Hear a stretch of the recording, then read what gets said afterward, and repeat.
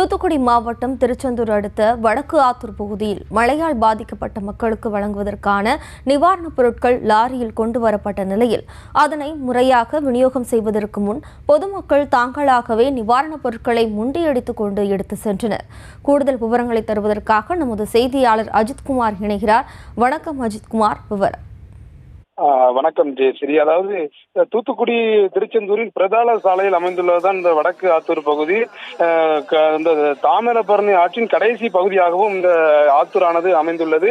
கனமழை காரணமாகவும் மற்றும் தாமிரபரணி நதியில் ஏற்பட்ட வெள்ளப்பெருக்கு காரணமாகவும் இந்த ஆத்தூர் பகுதியில் பல்வேறு இழப்புகளை சந்தித்து வருகின்றனர். குறிப்பாக நகர் முழுவதுமே அத்தியாவசிய பொருட்கள் வாங்குவதற்கு கூட கடைகள் இல்லாமல் இருந்து சூழல் உருவாகியுள்ளது. இதனை அடுத்து பொதுமக்கள் உணவின்றி தவித்து வருகின்றனர். இந்த நிலையில் சாலையில் நிவாரண பொருட்களை ஏற்றி செல்லும் வாகனங்களை பொதுமக்களே வழிமறித்து பொருட்களை பொதுமக்கள் முண்டியடித்துக் கொண்டு வாங்குகின்றனர். பசியின் காரணமாக இந்த சிறியவர்கள் முதல் பெரியவர்கள் வரை நிவாரணங்களை முண்டியடித்து கொண்டு வாங்கும் காட்சிகளை நாம் பார்த்து வருகிறோம். தொடர்ந்து இதனையடுத்து அங்கிருந்த காவலர்கள் வந்து அதை சரி செய்து பொதுமக்களுக்கு நிவாரணங்களை வழங்கி வருகின்றனர்.